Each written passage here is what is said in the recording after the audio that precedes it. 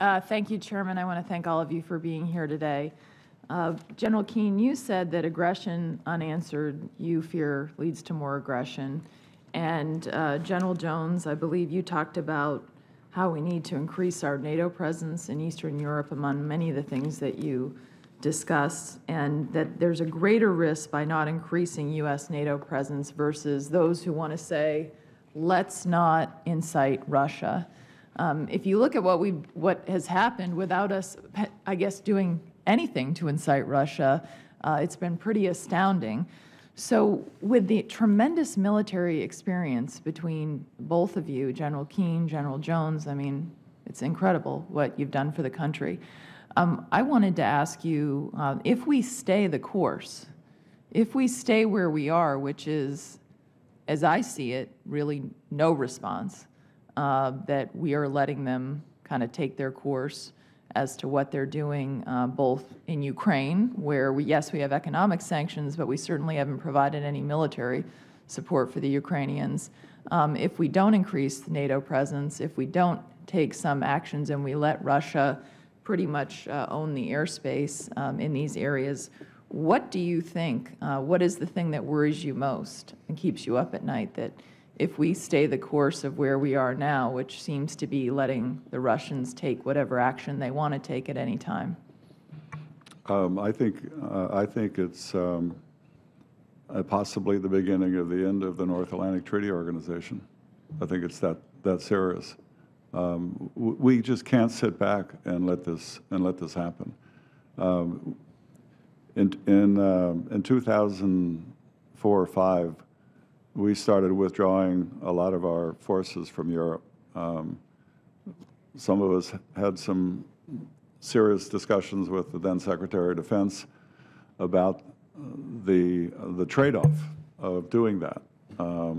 Our belief when I was in Europe was that yes, you could reduce some of the infrastructure and some of the forces, but it should be balanced by rotational forces elsewhere in Eastern Europe, particularly in Bulgaria and Romania, where those countries helped build bases that would accommodate rotational forces. And then because of the demands on our troop strengths in Iraq and Afghanistan, they were never really used. Happily, now we are starting to see those bases being used. And I would strongly suggest that the old adage of virtual presence is actual absence is absolutely correct, and we need to bolster our presence, and NATO needs to show itself as an alliance of 28 countries that really adheres to what it says and what it's for, and it should become more proactive as a way of dissuading other engagements. Sitting back and being reactive and then debating it for 6 months, hoping for 100% consensus among 28 countries is not a formula for success with Vladimir Putin. General Keane? Yes. Clearly, the United States has been the dominant country in the Middle East that's outside the region. Our own self-interest, obviously, economic stability and security of the region, and we've been willing to take action to ensure that stability and security. Enter Russia. Russia, with this alliance with Iran, cannot be understated in terms of its strategic significance. It's going to have profound impact on the region. Every country in the region will be impacted by it and will be making adjustments to the new geopolitical landscape that Iran and Russia are creating for us. These are allies of ours that are being impacted by it. Why? Because of their concern about their strategic enemy, Iran. And as a result of that, they have to leverage their relationship with Russia. So our influence, listen, we're still a major player in the Middle East. I'm not suggesting we're not. But I am suggesting we have diminished in the last number of years. And with this alliance, this will be an accelerant to actually reduce our influence more considerably. That's number one. You're going to make a comment? Well, I actually also wanted you to speak in the context of this alliance between Iran and Russia. How does this deal play into it? Does it play into it at all? Well, obviously, Russia supported the deal as much as the United States did. They saw it in their interest to do so.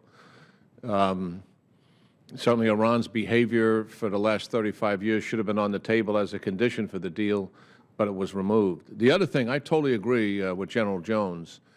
I think strategically, the objective in Europe is the NATO alliance, and I think we're likely to see its unraveling, to be frank about it.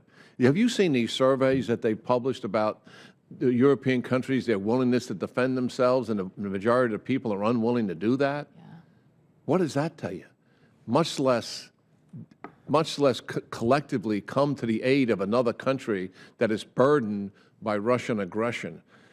Strategically, he will break that alliance, and he's not going to have to take much military action to do it, in my judgment. And that is going to be a tragedy. This requires U.S. leadership. And I think Jim laid out some careful points that we could exercise strategically, but we have to lead, and we have to have the resolve to do that. Could I just piggyback on that?